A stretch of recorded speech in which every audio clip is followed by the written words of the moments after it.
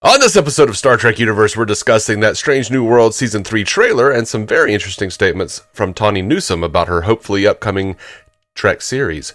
We'll get to that right after these words from our mystery sponsors.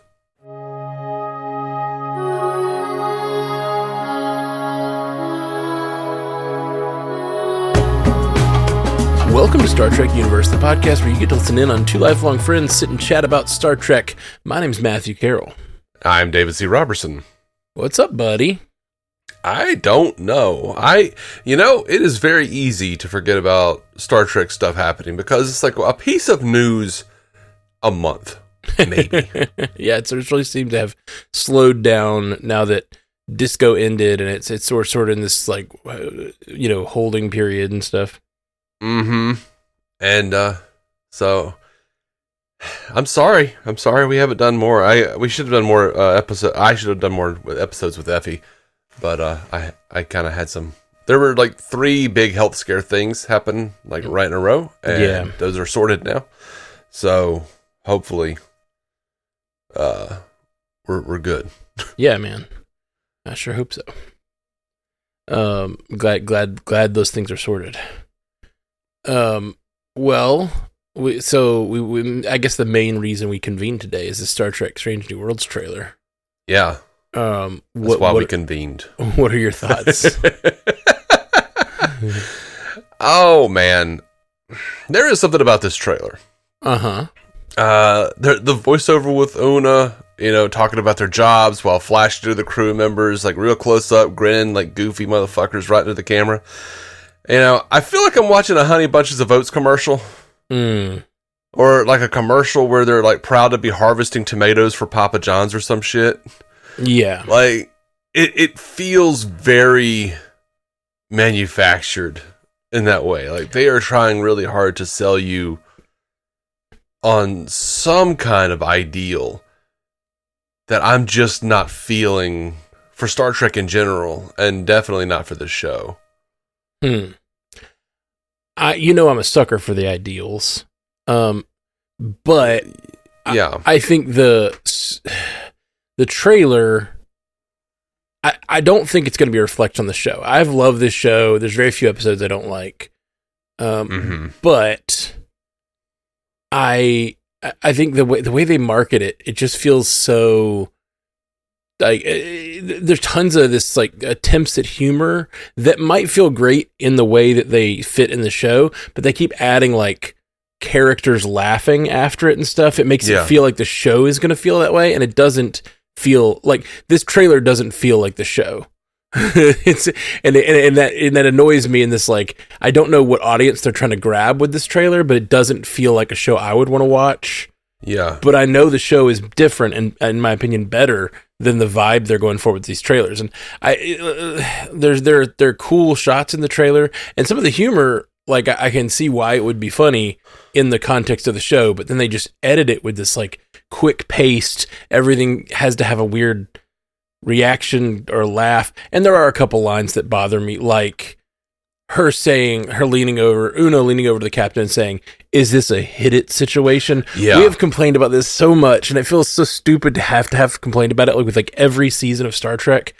There are 7 seasons of The Next Generation.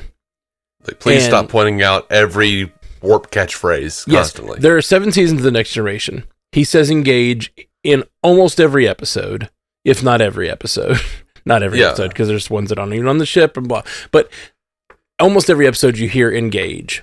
I don't think anyone ever talks about engage. No. You build a catchphrase by using the catchphrase over and over. There are occasions where something can be pointed out, but every trailer we get for Star Trek now, not just every show, but every trailer for every season, they are talking about. It's like they're trying to manufacture. They're trying so hard. They're trying to manufacture nostalgia for the show, which the show is in the middle of its run. It should be excitement for the future, not nostalgia for, hey, remember how you like it, how he says hit it? Like, no, we don't. We need 7 seasons of a show to then be like, oh yeah, when he said hit it, that was great. That was cool. It was this, it's a vibe that I learned to live in and care about and enjoy. But like, focusing on the catchphrase while you're building the catchphrase is not how you build a catchphrase. And it is really annoying me that every Star Trek trailer is doing this now. Yeah, and it's I can't help but think about like being on the forums back in the day, back in the 90s or back in the early aughts when people were complaining about, Janeway's problem is she doesn't have a catchphrase. Archer's problem is he doesn't have a catchphrase. Like, real fans were saying this shit and agreeing with these people. Like, people were like coming together over the idea that like Janeway and Archer didn't have catchphrases and that's why they weren't good captains and shit. And I'm like, these motherfuckers are the people who are writing Star Trek now. And they've just completely missed the point of the show. Yeah. That has nothing to do with what makes you love a show. This show needs to be more cringe. Yes. Yeah. Yes. Yeah. And a catchphrase, like, I just think about other shows with catchphrases, like, you just don't shine a light. It's putting a hat on a hat to, like, to point a light at the catchphrase. Yeah. You just need to, it's okay to have a catchphrase. A catchphrase is not cringe. Like, a thing someone says often that is, like, a part of, especially when it's, like, the thing that you say to go to warp, like, that makes sense that a captain would say that often. Yeah. And we would have 7 seasons of it in Next Generation and feel nostalgia for them saying it over and over. But forcing it is just, and I like Hit It. I like it. It fits his character. It gives him this sort of like wink, like it makes it feel very like adventurous. I like his catchphrase, but stop talking about it. and unlike in the 2009 movie, he's not stealing it from Han Solo. Punch it. That's funny. Yeah, I don't get it. Something else that was said in the trailer. Someone once said space is... this is Una. Someone once said space is dark and cold. Our job is to bring light, bring warmth, bring life to wherever we go. No, the fuck it's not. It is to seek out new life and new civilizations. Yeah. It's not to bring life. It's to seek out life. Well, I'm splitting hairs, but yeah, you're splitting hairs, but I don't mind that as part of their mission. It also depends on the ship you're on. It kind of is like... some like... Our job is to scan anomalies, and that's about it. Right. Like, I don't mind the idea of bringing, like, there's a fine line between like bringing warmth and bringing it to the things that is a classic problem on Star Trek of like just colonizing people. Like, you need to live your life like we live our lives, like that kind of stuff.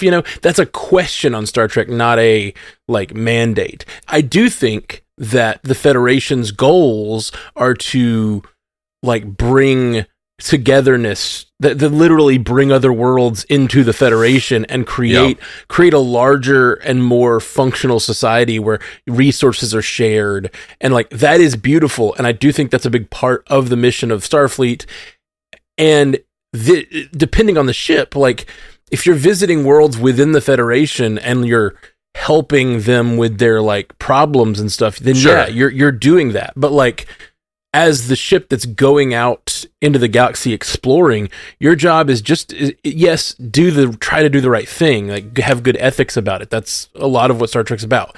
But also, it's to learn and like gain information. By the way, Kirk and company brought light and warmth too by blasting their gods to fuck. But the thing, you might get out there and find information and like ideas that are better than yours. And that's the idea. That's the whole point of seeking out new life and new civilizations, is you might find something better and then you adapt, you take in the new information. And it's that, and that's the question that so many great Star Trek episodes ask.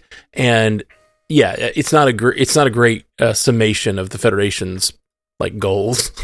Yeah. Also, someone didn't say space is dark and cold. Fucking science did. Space is dark and cold. It's not like, it's like, that's not like, oh, well, Keats said it in a poem. No, fuck you. I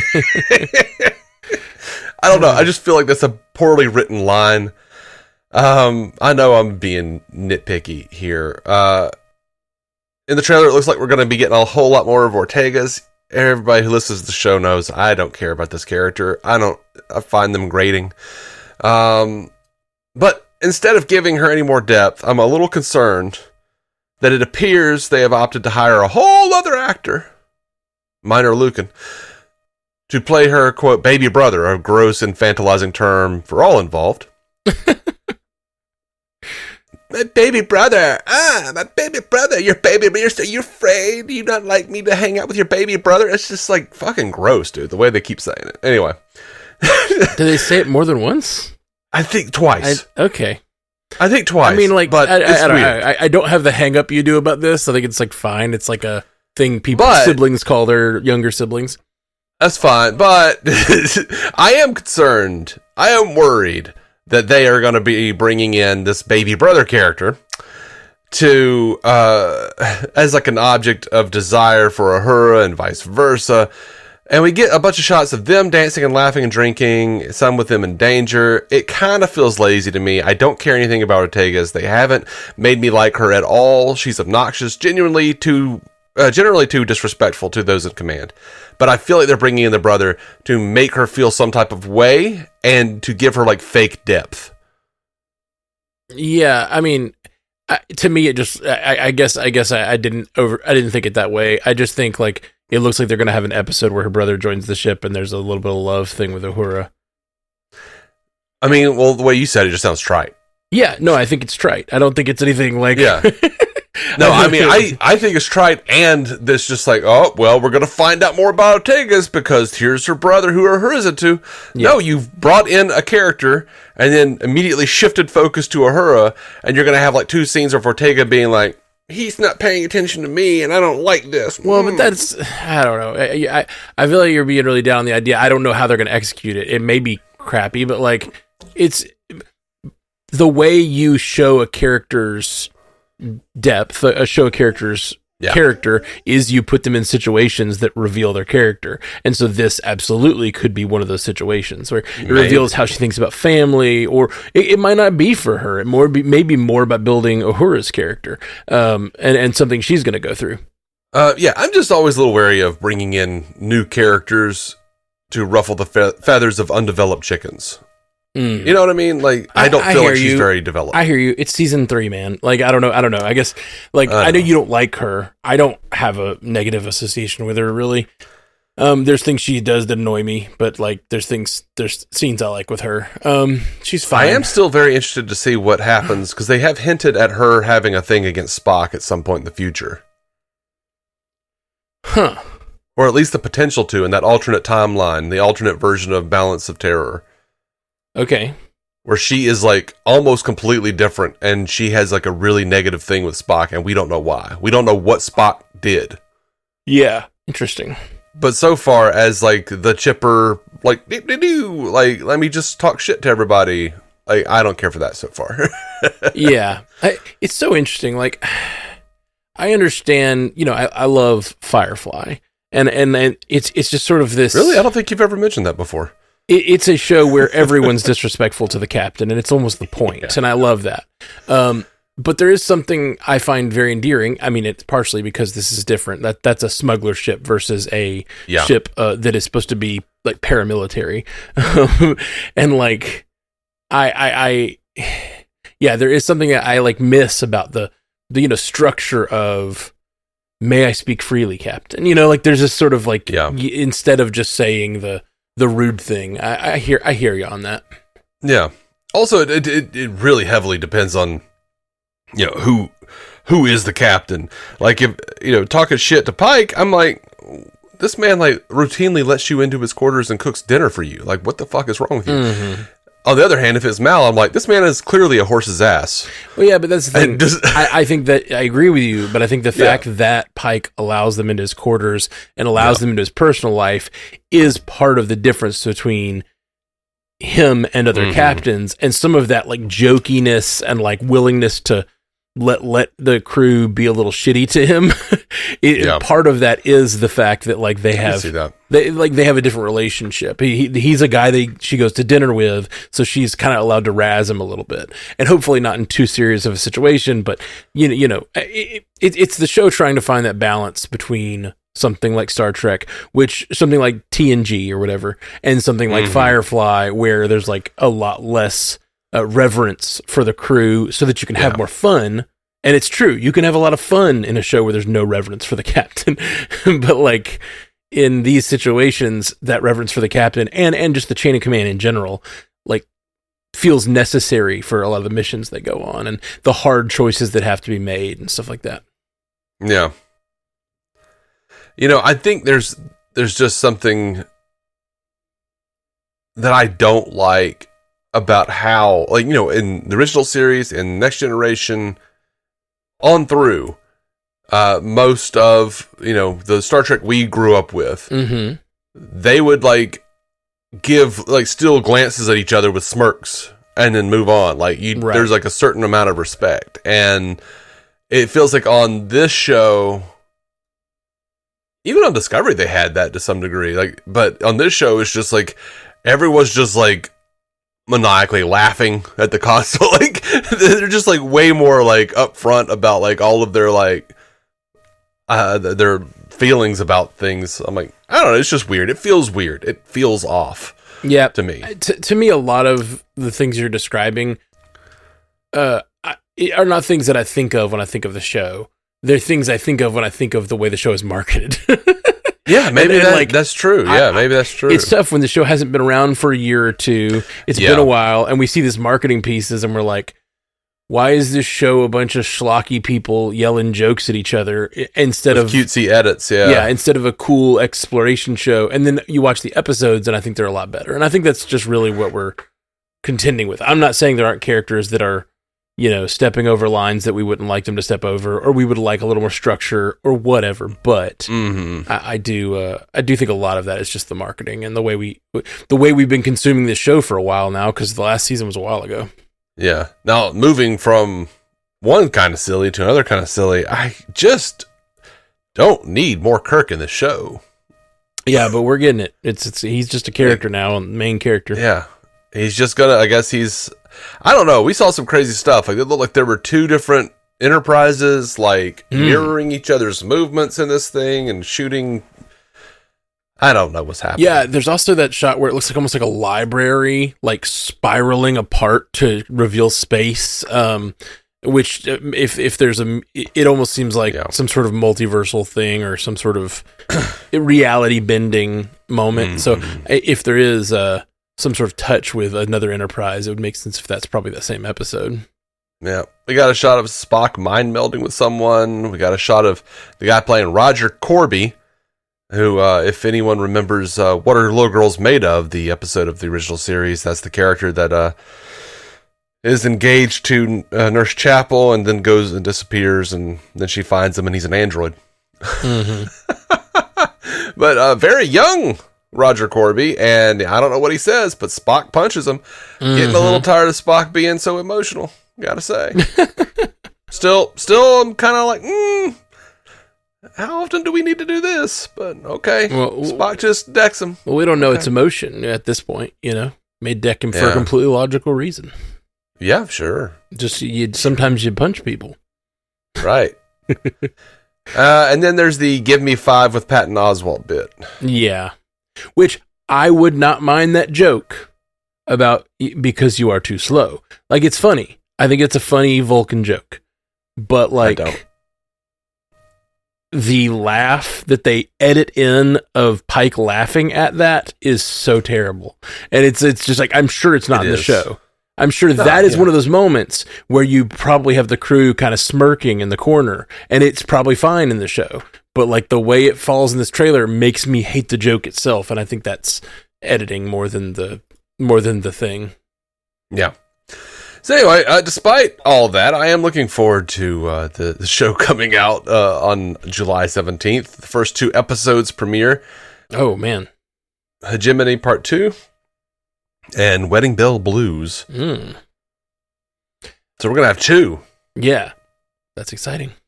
It's very Just exciting. A few days after Superman drops, so I'm going to be busy. Oh, yeah. Yeah. We all will, man. I know we'll probably cover Superman over on Multiverse News, too. Such a big thing. Well, I've got about 9 days, for real. Like, we got the early Prime passes. Yeah, that month in general. It's that, and then Fantastic Four drops that month too. Yeah, I'm not going to see that. I will be seeing that. I'm only not seeing it because it's not. It's just because I'm so behind. It's just because of that. I know, and that's so sad to me because you are such a Marvel fan.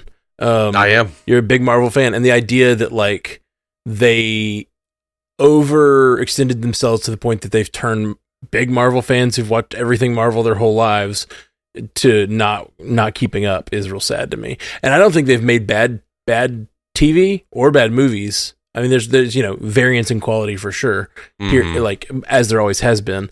But like they just overdid it. They just overdid it for a couple of years, and it made people like yourself, who are completionists, which a lot of geeky people are, like feel like, well, I got to watch this before that, and this, and then this, and then this, and that's I do think Fantastic Four is going to be an interesting case because it is occurring in a different universe. So it's going to start from scratch. I think the same thing with we just saw Thunderbolts. While they're really, I think they're really pushing towards like kind of a revamp, like a good onboarding for people, because Thunderbolts, while every character is from another property, you don't have to know anything going into that movie, and it's a good like, you could just watch that one thing and get a good bit out of it. I don't know that I agree, or I don't know that I believe you, really. Like, they're gonna like do like a standalone movie, but then there's gonna be like some section in there, and then plus there's gonna be some stinger where Reed Richards looking through a portal, and Captain Marvel is taking a dump in Adam Warlock's discarded cocoon or something. Like, I don't know. There's gonna be something that I'm gonna be like, what was that supposed to be? Oh yeah, sure. There's going to be some sort of connection, like I will spoil something for you. Spoil something very light for you, and that is the Thunderbolts post credits had a Fantastic Four tag in it that like showed that it looks like those two movies are going to end up in the same place, which like feels to me like a cool thing. It feels like 2008, like when they started doing like the Hulk. Iron Man had a stinger for the Avengers, which then Hulk had a stinger for Iron Man. Like they really start to weave them together. You heard that Kevin Feige was like, "Yeah, I don't know if that's the same ship." Oh yeah, but it's still a Fantastic Four stinger. Yeah, but is it the same universe? Is it the same Fantastic Four? We don't know, and that's the fun of it. Or he said he doesn't know the same ship. It isn't the same ship from their movies, like from the movie that we've seen. But there's all kinds of speculation about what that ship might be. Before he ever said that, we were already like, "That's not the same ship.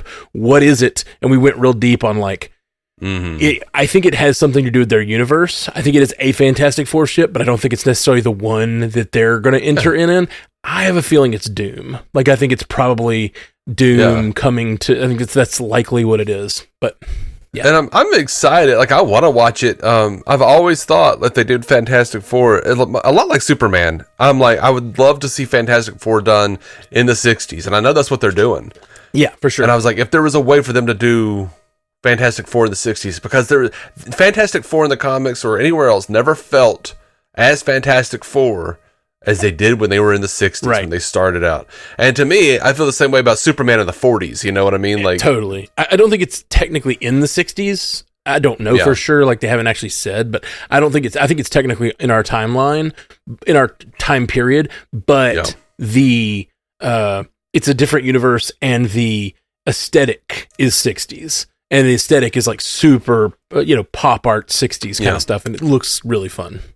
I still like I'm not like against Marvel. I'm still like really excited about it. Like I just saw like I don't know what it was. It was something on it was like a set picture of like or set footage of Robert Downey Jr. as Doom like talking to Deadpool on the beach or something. I saw some random shot of that. I'm avoiding those as much as I can. Yeah, because I didn't know if it was official. I don't know what it. I'm just like you can't see either. God. You can't see either of their faces. They're both covered in, so it could be freaking cosplayers. At least the shot I saw. So I'm just avoiding all that because I don't want to know. I tell myself stories that like to make sure I like. Oh, it could be that, but it could be something totally different. That's how I keep myself fresh. That's the kind of shit that I see that make me go try to catch back up. Yeah. I get it. Where are you in the MCU? Oh, I need to. I know. Like I need to go back and watch the last season of Jessica Jones and the last season of Netflix's Daredevil. I've seen Wolverine and Deadpool. Okay. But I that didn't don't remember the last movie I saw. Man, so you haven't seen any of Loki? I thought you'd seen I Loki. saw the first season of Loki. Okay. I'm just thinking Jessica Jones ended a long time ago, so that's been 5 years. I don't think you do not need to see the last season of Jessica Jones to like it is not connecting. It may connect back, but it's like I believe in season 2 of Daredevil Born Again, Jessica Jones is going to be there, but I don't think the story from season 3 will matter to what's happening. Did some skipping. I abandoned the Netflix stuff when it seemed like they weren't going to do Netflix stuff anymore. Yeah. When they were like, oh, well, you're not going to... Okay. And now they've brought back Daredevil, and so like the last season of Daredevil is definitely canon. Like there are artifacts from the last moments of season 3 of Daredevil in the new show. Mm-hmm. So I did see She-Hulk. I would have to look at a list. I don't know. Yeah. Like I know I haven't seen Wakanda Forever. I haven't seen Thunderbolts. I haven't seen whatever the new Captain America thing is. Did you watch WandaVision and Falcon Winter Soldier? Yes, I did watch those too. Okay. I did watch Hawkeye. Oh yeah, you're not that far behind then. You're like they took there was a year where the only thing that came out was Deadpool and Wolverine. I think there might have been a couple cartoons, but there was like no TV or movies. It was really sparse for a year. I did watch season 1 of What If. Yeah.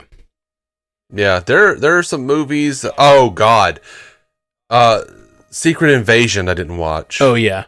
Well, it is. It's like the best of times and worst of times. It is amazing actors and really amazing, well done stuff. Like throughout rendered most of the moot. season. I'm told by the Marvels. Well, no, that's not really why. The last literally like episode in Secret Invasion is terrible. I think it is some of the worst decisions they've made, and then it was so bad and panned. So it's like 5 episodes of like really strong, some of the best stuff, and then like just goes off the rails in the last episode. As some Marvel shows tend to do, because sometimes they structure it like a movie, they have in the past anyway, and so the last episode is often like, hey, let's just have a fight, and that's kind of what happens here in a way that like doesn't make sense for characters, and like it's bad, it's just terrible. I hate it. Watch it, we'll talk about it. But then because I think they had some little like Easter eggs in the show that seemed clear that they were meant to connect to the Marvels. And I think people hated the show so much, they just took all that shit out of the Marvels. They were like, the Marvels doesn't like render it moot necessarily, but it like, they clearly extracted stuff from the Marvels that people would have needed to watch Secret Invasion to understand. And they were like, not enough people like Secret Invasion. Let's just take that out. There's a character that literally says she's going to a meeting, that you see the meeting in the Marvels, and she's just not there. It's just stuff like that. It's very, very strange. Yeah, I don't know. I know I didn't watch Ant-Man 3. There's a whole bunch I haven't seen. Yeah. Well, Ant-Man 3 was supposed to be very important, but now that Kang has been written out, like I don't know that it'll connect to anything. I really don't. Yeah, I don't know. That doesn't mean that I'm not going to watch it. Yeah. Because they could still... As soon as I skip something, that's when they always decide, we're bringing it back. And I'm like, well, they probably will. I hope they will. I really hope Kang is able to come back in some form. Yeah. Because, you could do... He's a time traveler. You could do a different age Kang. You could do a different universe's variant that has a different face. Like, it's easy to bring... It's easy to change that character. The only problem is, and here's another spoiler for you, but you probably already know it because you see on the internet. Slight spoiler in a way, it's a post-credit sequence that doesn't affect the plot of Ant-Man 3, but one of the post-credit sequences is you see the Council of Kangs. Yeah. And it's preparing for, Kang Dynasty that they were supposed to be putting out. But so it shows like hundreds and thousands of Kangs, and they're all Jonathan Majors. Uh-huh. So it's like, okay, I guess maybe there was a second stadium full of other Kangs, maybe all the variants are very, like, they organize by faces or something. I don't know. Trying to explain that one. Yeah, I think the best thing they could have done was to, like, go through the Kang dynasty and then just, like, open up on, like, all the Kangs are Terrence Howard.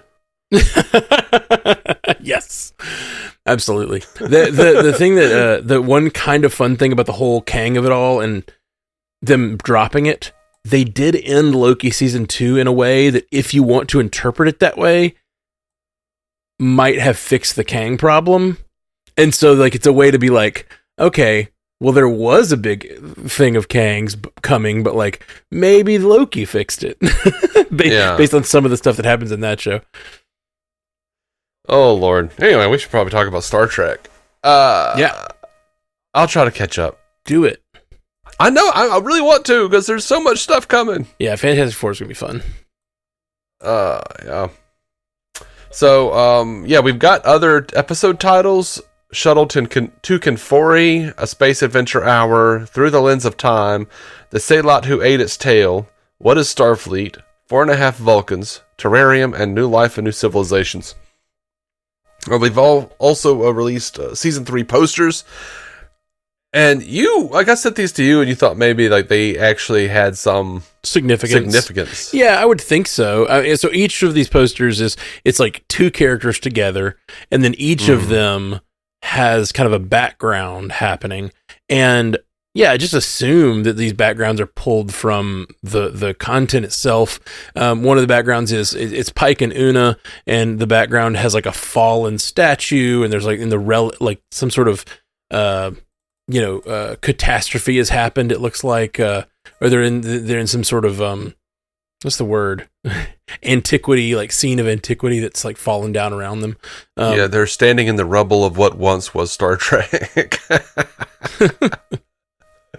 Before it went woke. No. There's also, it looks almost like a Pompeii situation, because there's also like, it looks like almost like lava streaming around them. So I don't know. Like, the thing is, like, none of these I'm seeing in the trailer as evidence for this, but I just assume if you're going to release these posters, they would have something to do with the episodes, but I might be wrong. Maybe. I mean, like, you've got Scotty and Pelia, and there's like alien zombies coming up and grabbing a pad out of their hands. There are, and a crashed shuttlecraft. So there may be an episode, if these mean anything, there may be an episode where those two end up on a crashed down shuttle, and they have to deal with some sort of zombie-like virus or something.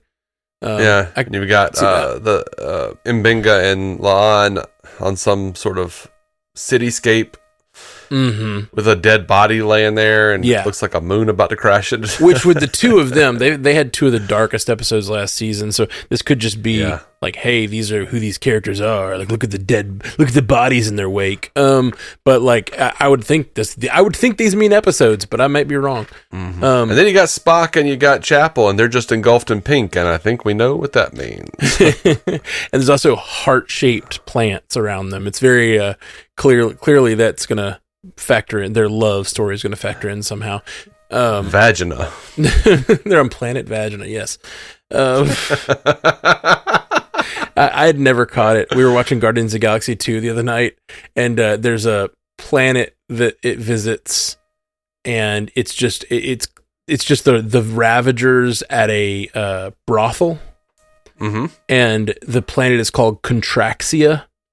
And I'd never thought about it, but Ashley thought about the fact that, like, Contraxia, like the brothel planet, contracting diseases, and I was like, oh man, that's pretty funny. I said this to my wife the other day. It makes me mad that brothel is not just a restaurant where you can buy exclusively soup.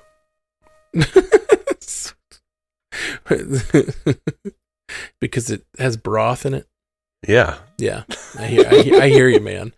Like, I got down to the brothel there. Gotta get us some. You're doing what? I just need some soup. They give you bread with it. They sell sex and soup. Don't forget the soup. Talk about a yeast infection. They give you a piece of bread with every order. Gross. All right. Then there's another shot. Uhura and Ortega, and there's like squid monsters or squid aliens, I should say. Ortega is not her real brother. Her real brother. This is a squid monster. It could be. It absolutely could be. And then there's a shot of all of them on a very. I think this doesn't seem like an episode poster. This just seems like them on these fancy world. Although those plants, fancy world, fancy world, man. The plant that's right behind Uhura is a very similar to the plant that is on the ground next to Pike's leg. Or like it doesn't even look like a plant. It looks almost like a furnace, but it is very similarly shaped and colored. So I wonder, Huh. And there's also lava flows in that one too. So I wonder if this is a world they'll visit, or some interpretation of a world they'll visit. Huh? Yeah, I didn't even notice the lava. I just feel like they're just like throwing a bunch of psychedelic imagery together and being like, "See, it's like the original series." Yeah. I mean, everyone come. They're definitely going for that. I guess I just assume posters with these character posters with stuff would have some significance to episodes, but maybe not. We'll look back and see. Yeah. I'll look back and be like, could this be this episode? Oh yeah, I probably won't. Yeah, we can move over to Starfleet Academy. They gave this really Trek movie was talking to Karis Brooks and Bella Shepard, who play cadets on Starfleet Academy. Yeah.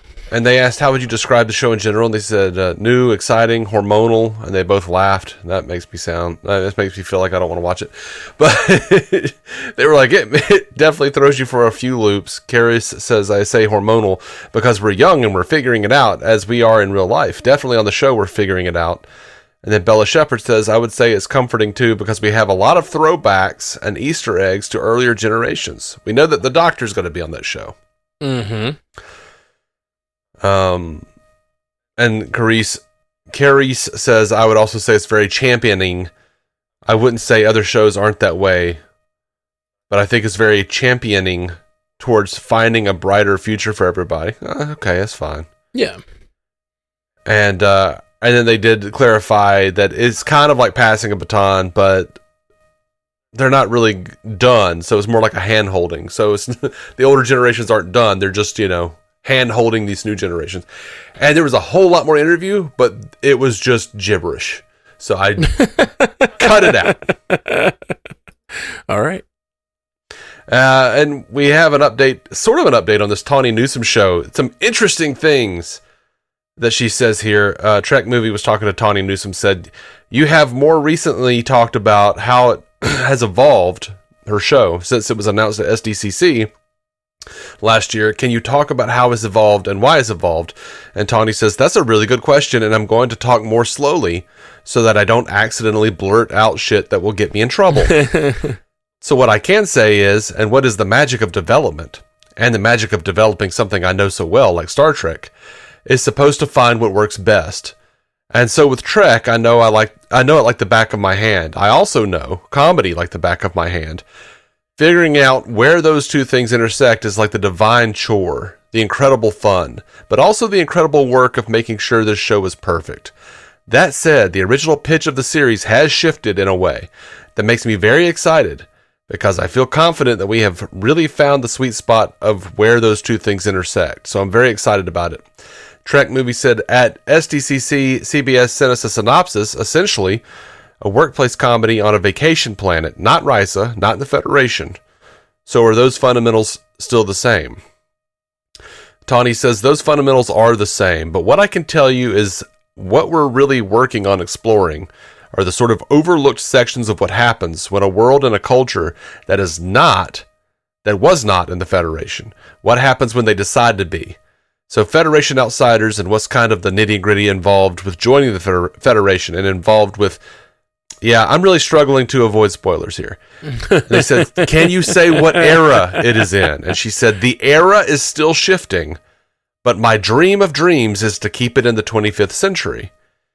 And they're like, so the Picard era, so anyone who was on that show could pop up. She says, yeah, anyone who was on Picard could theoretically be, yeah. My goal is that all of these people, lovely people, all of our legacy actors, everyone who's currently on a show,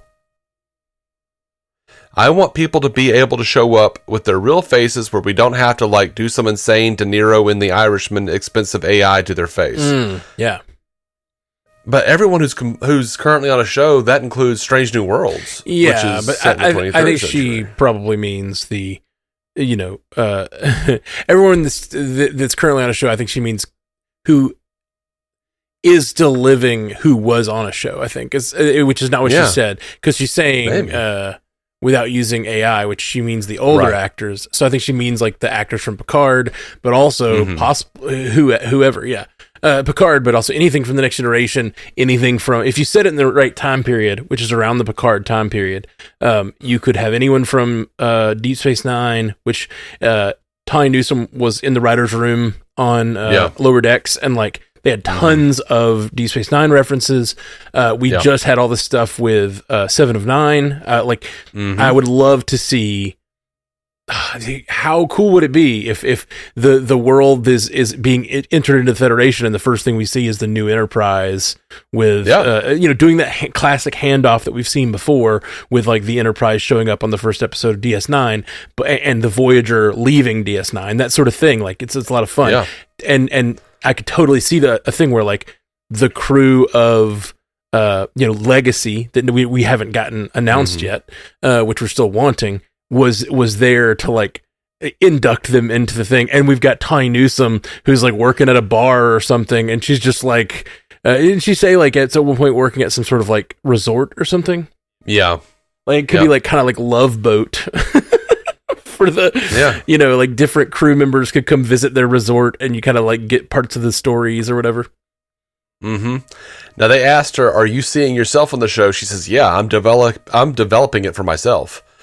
And they're like, so is Mariner? And she says, that I cannot tell you. Ooh. I think it's gotta be Mariner. They said, how? Huh? It's gotta be Mariner. Like, it's the right time period and everything. Like, it's gotta be Mariner. Of course, I guess, maybe Mariner's, I wonder how old Tawny Newsome is.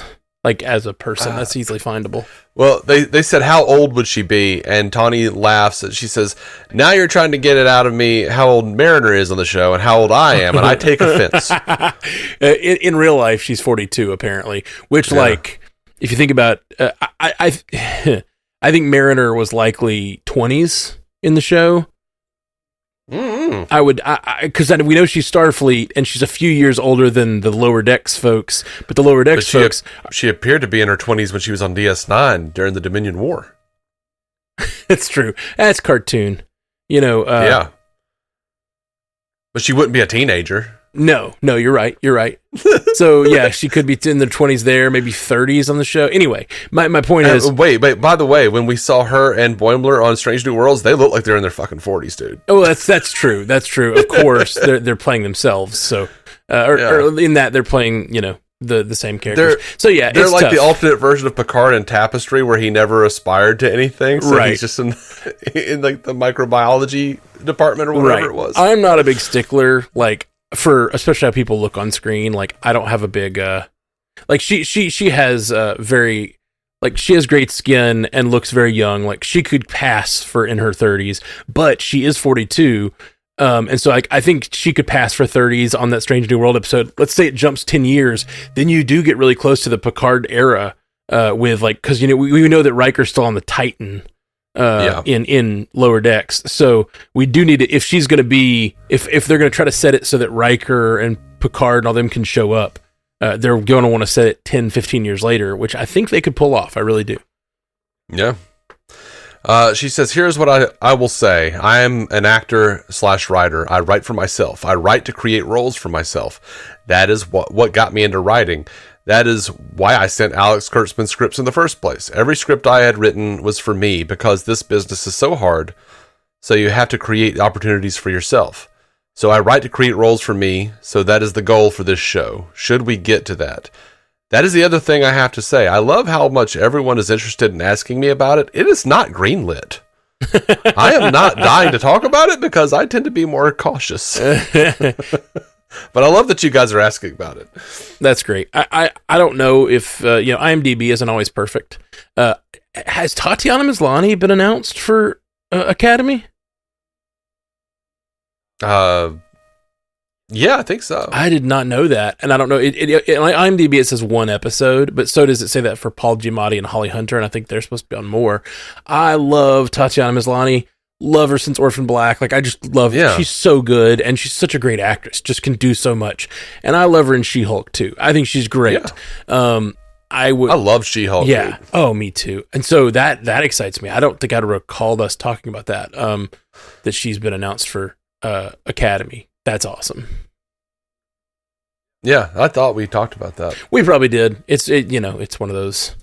I'm surprised it didn't stick in my brain because I love her so much that I'm excited for Paul Giamatti and Holly Hunter, and those have stuck in my brain. But Tatiana Maslany for me is even a bigger get for my personal love. I think we may have gotten hung up on the Doctor coming back. Yeah, also amazing. I think they were announced around the same time. Gotcha. Yeah, you're probably right. That show is getting more and more exciting for me. I know it's going to be like this handoff show, and it's probably going to focus on the younger actors a lot. But Holly Hunter, Paul Giamatti, Robert Picardo, and Tatiana Maslany is just Tig Notaro, which I know she's not your favorite character from Discovery, but like. I like her. Sometimes I don't like some of the stuff they gave her to say. Some of the stuff is just like, okay, can you give her a little more depth instead of just throwing out wisecracks? Yeah, I like the actress. I like Tig a lot. And so, I like her as a comedian and a person. I think more than I necessarily have as Jet Reno. But like, I'm pumped to see her more. Give her more to do. I think if I was in charge of Star Trek, the first thing I would do would be to call Bill Burr. Because I want him in both Star Wars and Star Trek. Yeah, sure. You can do whatever you want. You want to be the captain? We'll make you a captain of a show. Like, hey, Klingon, what the fuck you doing? We're supposed to be in an alliance here. He is pretty great on Star Wars, for sure.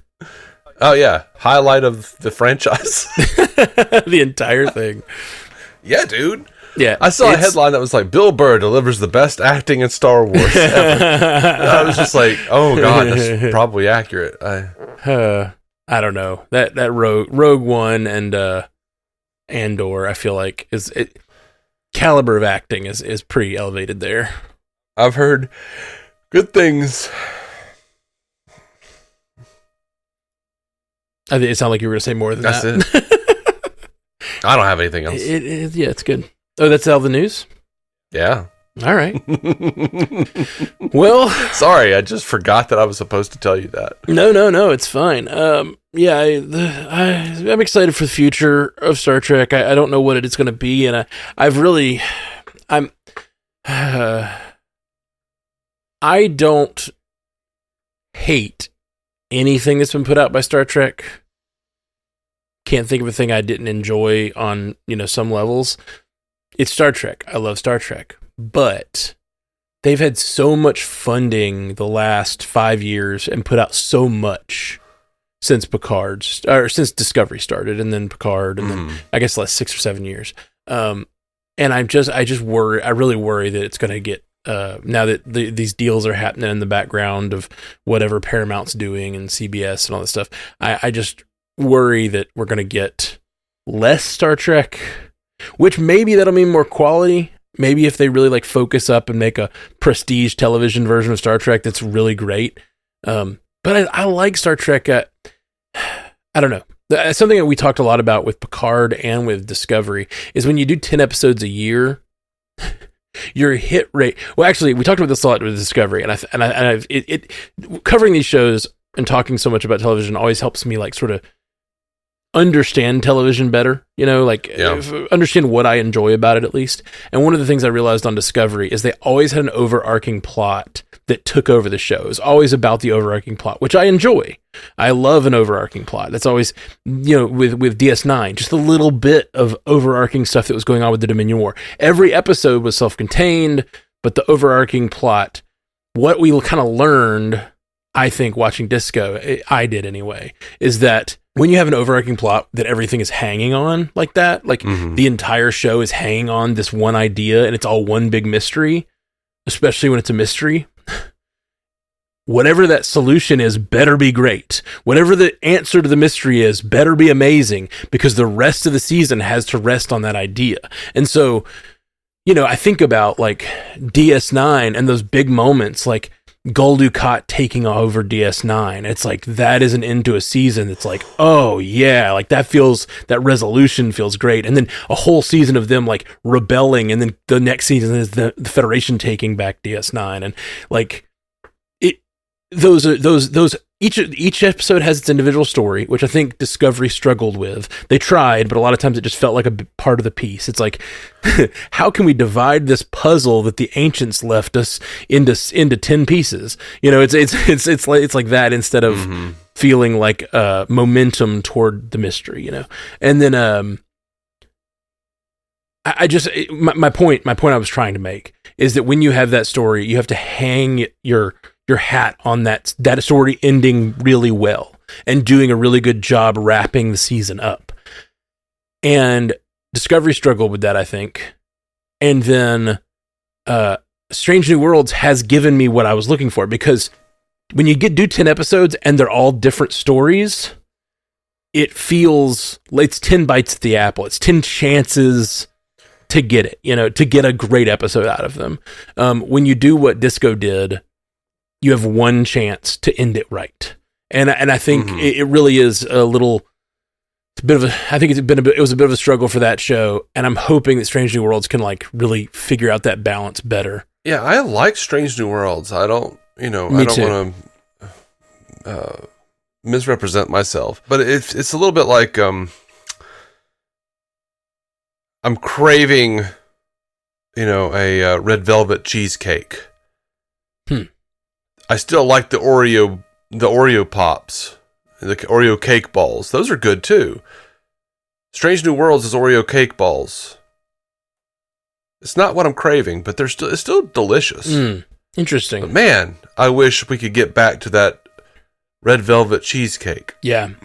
I think the last thing that's felt most like Star Trek to me was Picard season 3. Neither of the other seasons.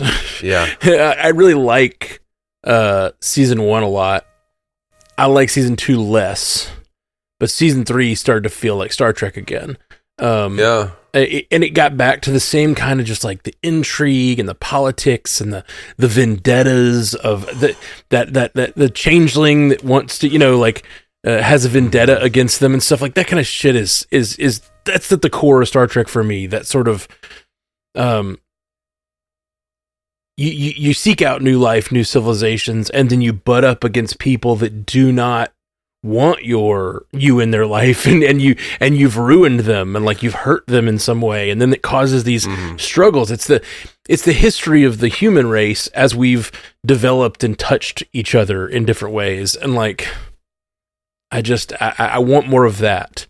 It's all about like how to deal with those struggles without losing yourself, and then how to come together once those struggles are over, and how to rebuild society as one bigger world, you know? That might be one of my issues with Strange New Worlds, is it feels like the characters are in a goofy romp and they know it. Yeah. Yes. Whereas in the original series, they were in a goofy romp and they played it straight as fuck. Yes, absolutely. Absolutely. That's one of the issues. It's like they have... It's just a little too meta, generally. Absolutely. I think that is an issue with all media right now. Yeah. Is all media... Hey, what did you do, Dan Harmon? Is in the light of itself and has its tongue in its cheek. And yeah, Dan Harmon is partially to blame. And you need that. You need the Dan Harmons of the world, but you don't need... It goes back to... We started this episode talking about the catchphrase.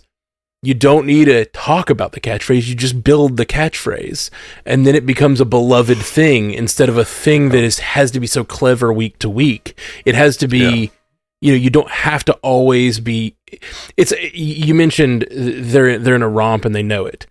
They also know when they're in a serious situation, and it's almost like the show changes. Like they're either like, okay, this is a serious mission, and then like, okay, this is a mission. The danger's always there. Like even the silly missions, there's always some danger. Someone's going to die or someone's brain's going to explode or some weird sci-fi problem. But it's like, they know the level of silliness this episode is, or this mission is supposed to have, and they calibrate accordingly instead of like, you know, having serious moments and silly moments and getting serious when it's time to get serious. And yeah, I think that's a really good point. Yeah. I just think about like when they'd have crazy problems on the holodeck and it's like, oh, we got to fight, you know, a Western town or some weird thing. It was funny and it's a romp because you get to see Data in chaps or whatever. I'm just making up a thing. But like, I don't know that ever happened. It may have. Yeah.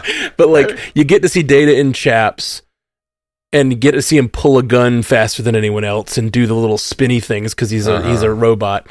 But you don't, the danger is real, so they're serious about it, you know?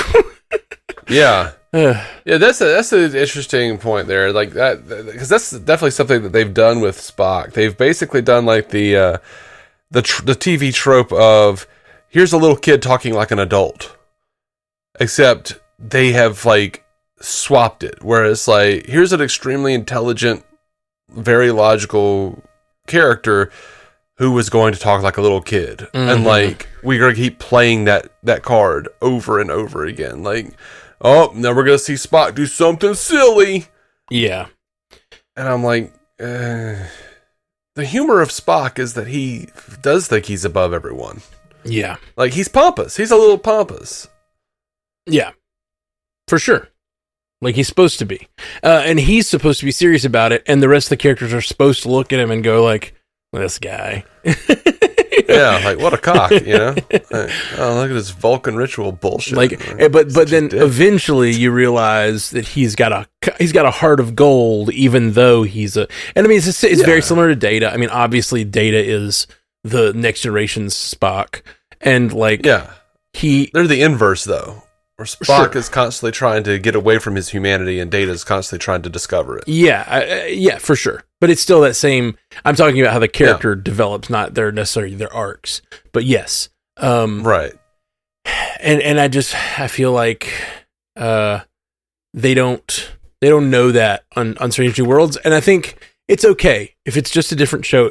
It's with different characters. That's okay, but they've chosen the same characters, so whatever. I don't know. It's a thing. That's it's a struggle.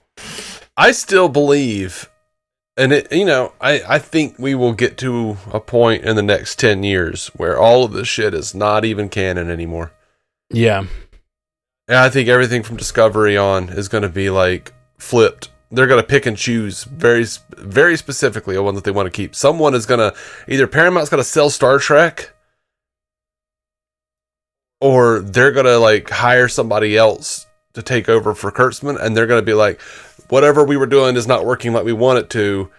We're going to like, and then someone is going to be like, we have a love for the old stuff where we want to actually like reset it back to that. Mm-hmm. And whether they keep this in a separate universe or rewrite it, I think that's what'll happen. I think that's what 2009 was about, and that didn't really work either. No, I mean, like, they're gonna, like, reset it to, like, oh, the original series is exact canon, Strange New Worlds didn't happen in that universe, et cetera, et cetera. Like, I think, and they'll probably just say this is just, all the CBS All Access, Paramount Plus stuff was, Pocket Universe or some shit. Yeah. Like, I think they will try to reset the prime timeline to a point of we're going back to the old stuff. By old stuff, what do you mean? Like the original series, basically. The original series, like the Next Generation, DS9, Voyager, like the stuff as it was before Discovery. Because now, Strange New Worlds has made it clear that this is that this is at least a rewritten universe. If not a separate universe. If I were the writers of Star Trek, if I were producing this show, I would make Disco and its spin-off Strange New Worlds a separate thing. Mm-hmm. It's the Burnham verse, like Burnham being his sister changed Spock. It changed the history of the entire thing. And the thing that does like I don't hate Disco, but I really hate that they set a benchmark for what the 31st century is going to look like. I think that is a problem for Legacy or whatever show comes in the middle, you know, like whatever show they want to make, this Tawny Newsome show, anything else. To me, the fun of Star Trek is moving forward. And I think the way they did it in the 90s and 2000s was the way to do it, which is like hand off show to show, make whatever show you want, set it in the same time period, and let there be a present in Star Trek. Because right now, with the 31st century stuff, there is no present in Star Trek. And if you jump to the 31st century, it's so distant from our time now, like the 20th century, that like nothing makes sense. So if I were them, I would probably make Disco, Strange New Worlds, and probably Academy in a separate timeline. Yeah. And that'd be the Burnham timeline, I guess. And then bring back Legacy or something like it to continue the story that Picard left off on. Because I don't think Picard necessarily needs to be written off. I think Picard is a continuation of the Next Generation, and it gave it a nice send-off with them on the Enterprise D and everything. I think that's very cool. It's kind of the season 3 feels like the last movie we never got, you know? They did have Picard in season 2 walking into Starfleet headquarters, and that they had the Strange New Worlds Enterprise above him. Sure. Like there was like little things like that, but it's also been confusing to me because, and I know people get mad when I start talking about timelines and shit, but at the same time, I'm like, you know what? Fuck you. Do they get mad? This is what I love about sci-fi. I feel like this is why I like talking about it. I feel like this is the stuff we do. I mean, I hear people, I don't know who gets mad, I guess. I don't know. This is what we people are just like, oh god, you still talk about canon? Like, fuck. Oh, sure. Some people, but that's what this show, we talk about it all the time. It's like a thing. If you're still listening to this show and you don't like that kind of talk, it may not be the show for you. Well, yeah, I mean, I think a lot of people looking at the numbers have decided it's not the show for them. Yeah, that's true. That's fair. But you know what? Like, what I've said before, and I still stand by this, like, Prodigy very much leaned into original series shit. Mm-hmm. Like, they stuck with the aesthetic of the original series. They brought in, like, archive stuff from archive voice acting from the original series. They had Ethan Peck right there, but they chose to go with like old Leonard Nimoy voice. Oh yeah, of course they would. Of course they would. You know? Lower Decks stuck with original series aesthetic. In there, whenever they would call back to TOS. Yeah. They did do a crossover with Strange New Worlds. Nothing says that couldn't be an alternate universe that they stepped into. Mm-hmm. But like they are very like, I feel like they're just very inconsistent with what they are considering canon. Yeah. Because if you're going by, not even like, oh, we didn't know that Spock had a sister. Fuck that. Who cares? Oh, sure. I don't mean they didn't have a sister. But I just think it's a convenient. My point was, if I was writing it right now, it's a convenient way of rewriting it. Like a lot of people are just like, that's the point. Like, no, the point is like everything that's come afterward. Where like Strange New Worlds is completely upended the original series in terms of canon. Like, I've been rewatching it closely. Like, none of these people knew that Spock had a wife or a fiance or whatever in Amok Time. Right. Uhura was shocked.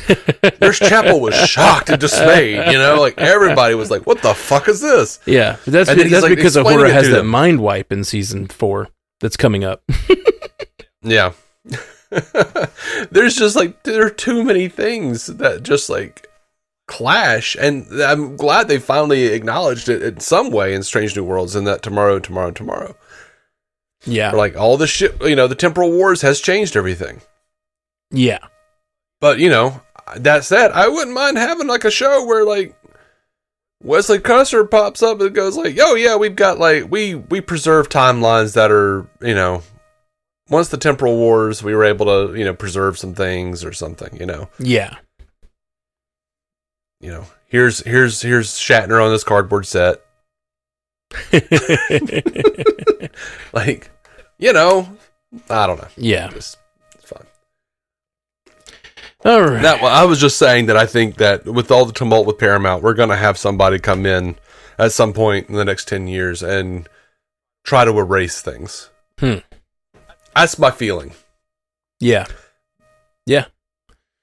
I think you're likely right. I don't know if they'll even need to erase things. It's just going to be a thing that constantly, like, picks at us for the rest of our lives when they don't acknowledge the 31st century stuff. It's just annoying because it's going to be like, they're not going to acknowledge the changes that the benchmarks that set forward and like the fall of the Federation and all that stuff. And they're going to jump forward a little bit and we'll get new stories and it'll be not acknowledging things that happened. And because they shouldn't, like, I think it is a terrible decision that Disco made to jump into the future because it forever makes everything a prequel that will ever be made. And it's just like, why? Yeah, it's just annoying to me. Like, it is the prequel that made everything else a prequel. Exactly. It's a prequel. It like bookmarks Star Trek now. I mean, except for Enterprise.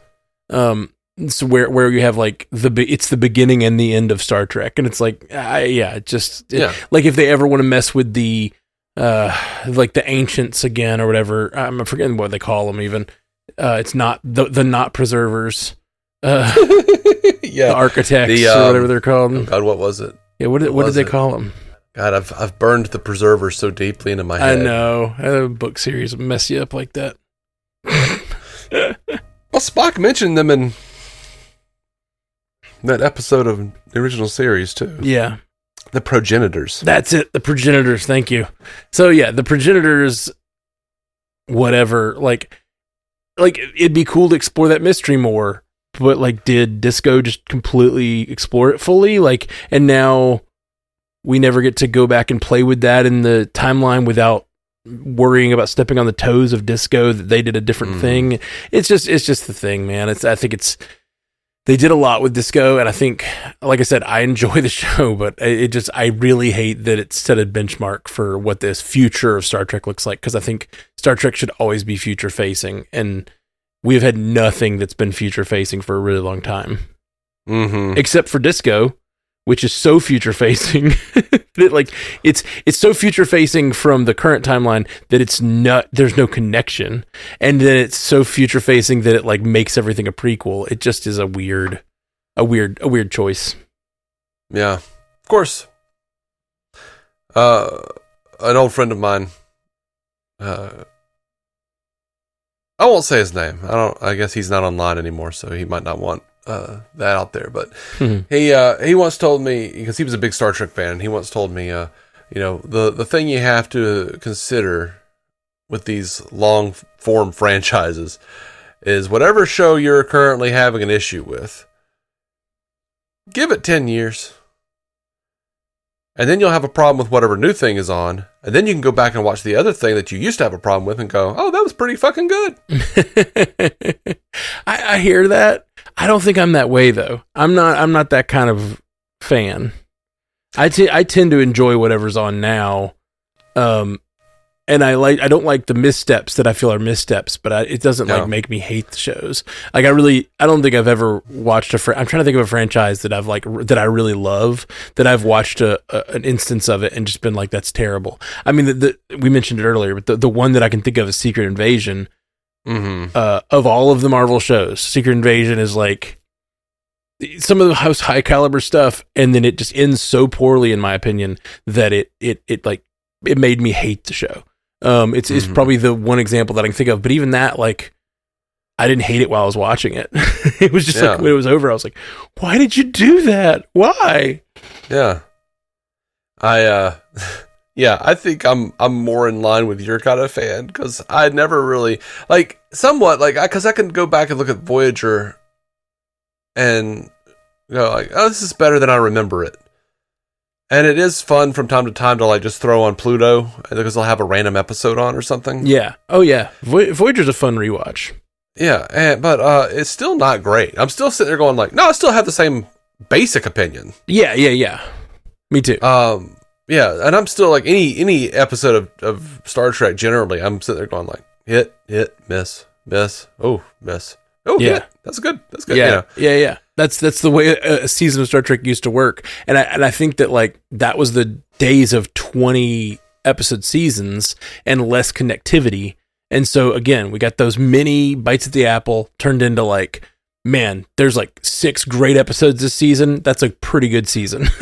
Yeah, and I know you've somewhat implied that I'm kind of a TOS apologist, but like, no, me and Effie going through it, we're giving it shit, dude. Oh yeah. Even from like the 60s standpoint, like, no, that wasn't okay in the 60s. I don't know that I call you an apologist. I don't know what you're referencing, but I think you love TOS. I mean, it's a thing you love. I do love TOS, but yeah, like, I think we had some big clash about whether or not Kirk was sexist in Space Seed, because he was like, he told McGivers to be like, like, no, it'd be better if you just tell me the truth.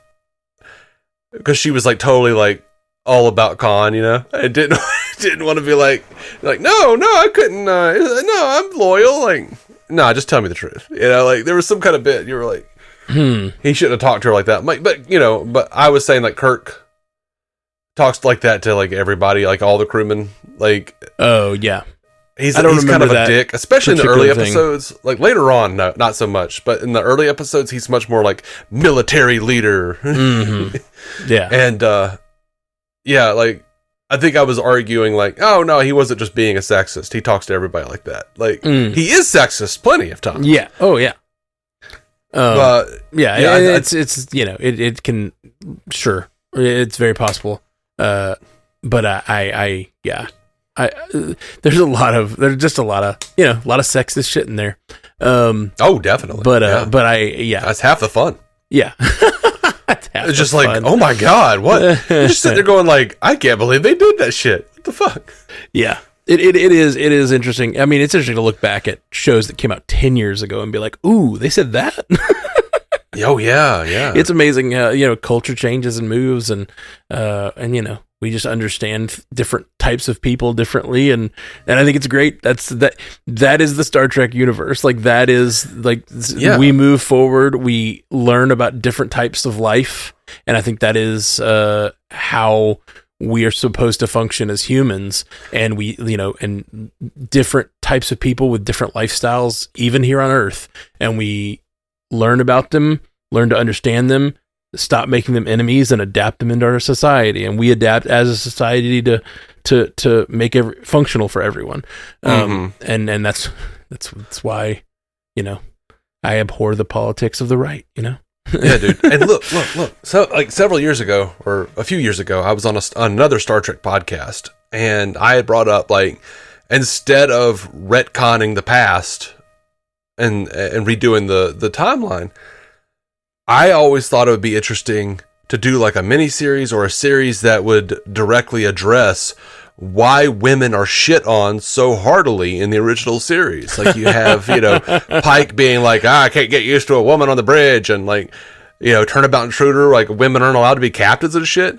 And I'm like, I want to see this show that explains like what happened that between, Enterprise and the original series, that suddenly women were this untrusted entity, this like went back to 1950s trad wife shit, and everyone on that show were like, oh no, that's a terrible idea, why would you do that, like we can't do that. And I'm like, they're like, there's no way to explain it. And I was like, no, you could find a way to explain it.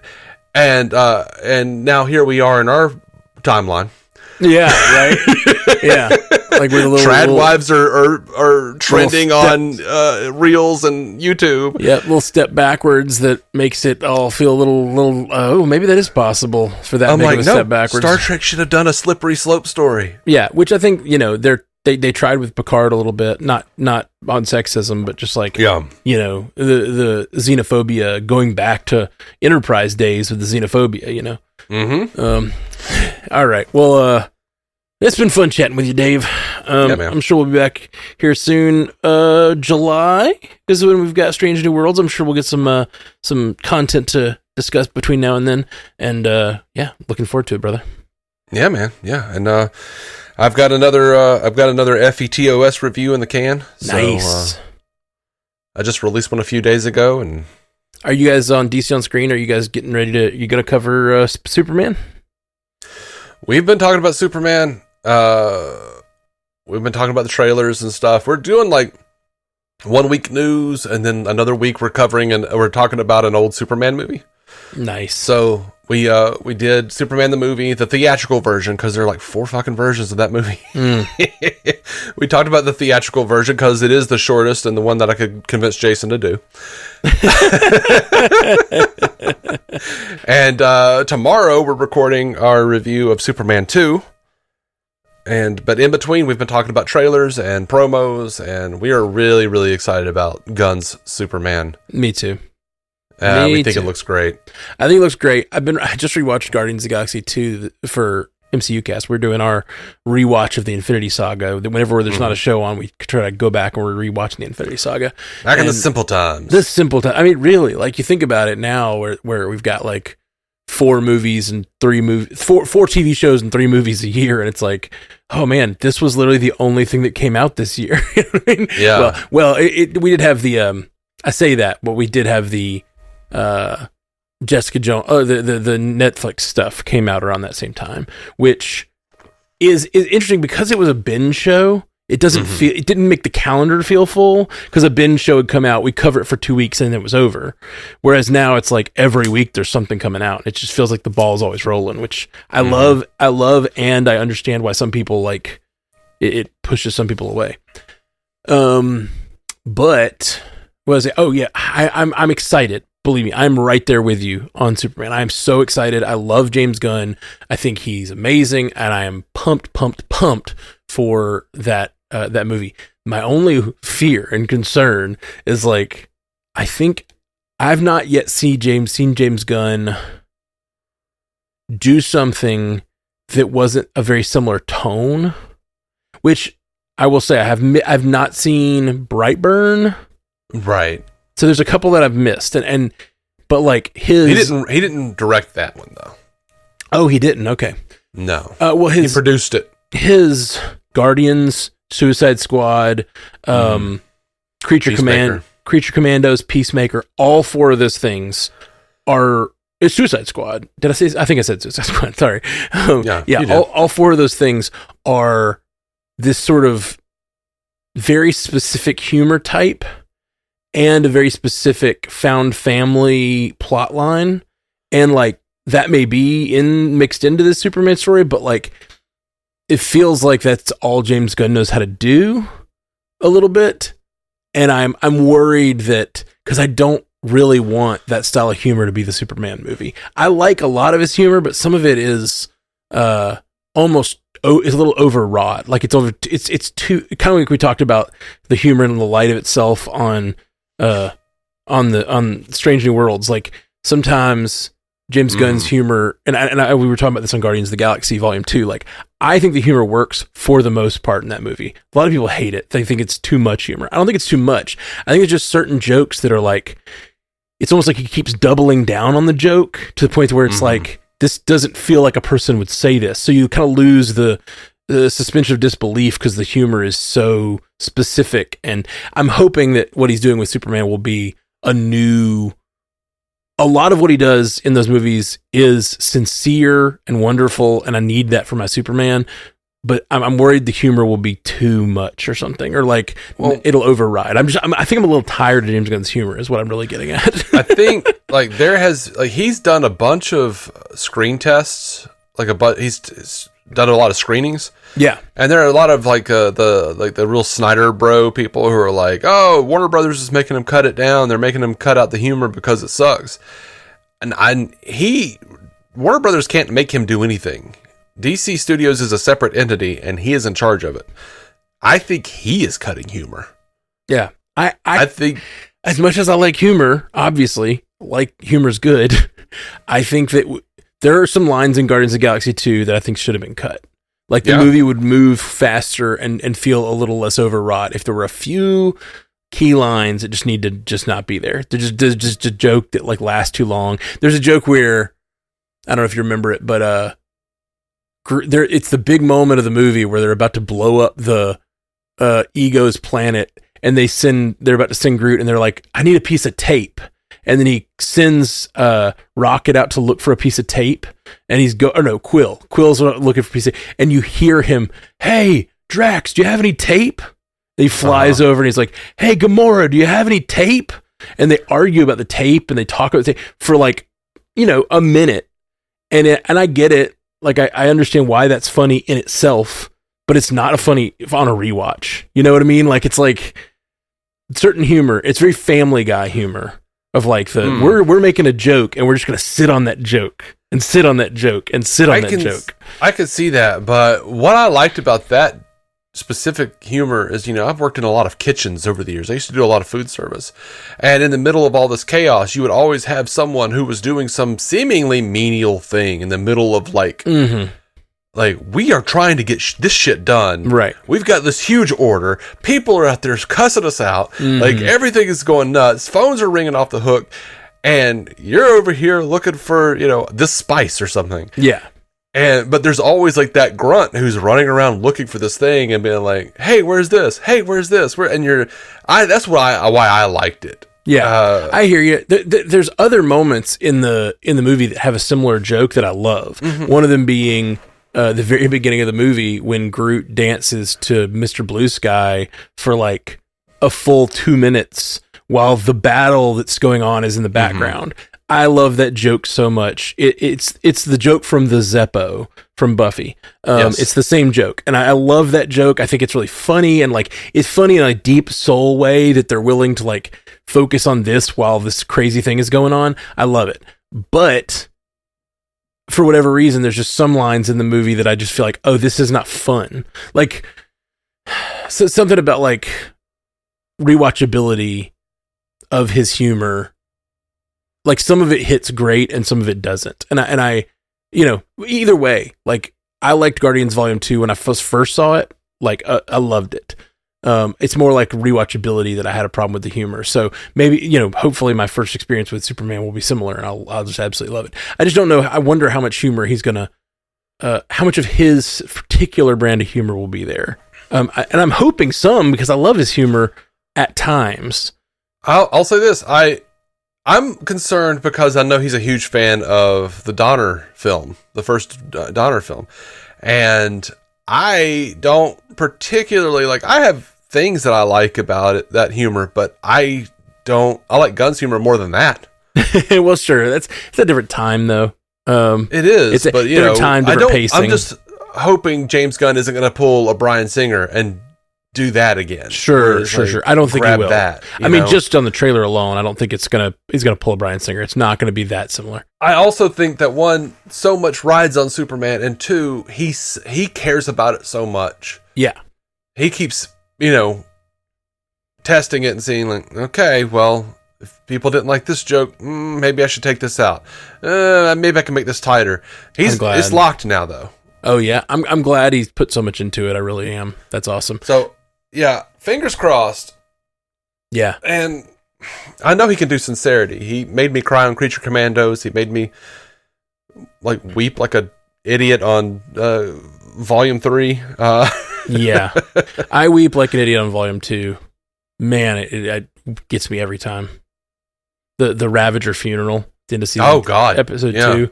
Mary Poppins. Oh, yeah. Mary Poppins, y'all. Yeah, the Ravager funeral is just, and it's playing that Cat Stevens song. I've mentioned this. This is probably the 5th podcast I've mentioned my weeping session that I had this week. I watched the movie twice. I watched it for the podcast, and then I liked it so much on a watch. I was like, I gotta show this to Paige, and she hasn't seen much of Marvel, but she has seen Guardians. I showed her that last year, and so finally I was like, you're watching Guardians 2 with me. It was such a good flick. Yeah. So I think he's gonna. For me, he's gonna nail it. But yeah, even with my quibbles, like I said, I loved Volume 2 on the first watch. I think I will love Superman regardless. I that is my only concern with it. Is the gun. Gunn's very specific, and like him running a studio, I just hope he's able to like look beyond his own vibe and his own personal proclivities as a director and a writer and realize he's building something bigger and really like bring enough people into the room and trust other people to like help build out the universe in a way. I'm really excited for Lanterns too. That's sounding really cool. He has a big brain trust of people that he's got, and I'm into like everybody on that brain trust. Yeah. So I'm excited about that. He's got a lot of people, a lot of really great writers working on DC Studios right now. That's great. So have you seen anything for Peacemaker season 2? It looks fantastic. Yeah. I've seen a trailer, I think. I thought it looked cool. Yeah. And it looks like I'm really wondering what they're going to do with the timeline stuff. And I didn't even think about it when I watched the trailer, but there's that moment where you see Peacemaker encounter another Peacemaker. And I don't know if they're doing a time travel thing or if they're going to do like a universe shifting thing. It's universe. Yeah. Okay.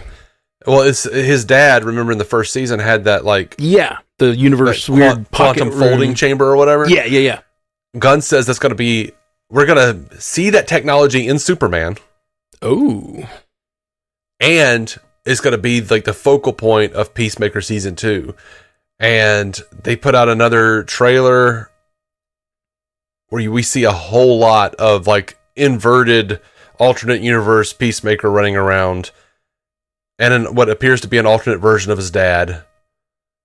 Okay, I'm feeling like I need to rewatch season 1. I think I got a good grasp on it, but just like those scenes with his dad and the quantum room, I remember it, but I don't. It's been a while. I just seen it the once. Yeah, I am so excited. Yeah, dude, I told it's Jason on good. the show I might be more excited about Peacemaker season 2 than I am Superman in some ways, just because I really relish the quirky ass characters. Like one of the big Gunn said, like Michael Rooker's coming back. But he's got to be coming in as this guy. What did he call, like Red Saint Wild or some shit?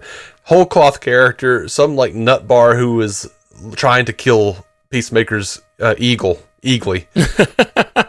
And Gunn was like, because we're pretty sure that Eagly was the favorite character of season 1, we decided to give him his own nemesis this year. That's funny. That's really funny.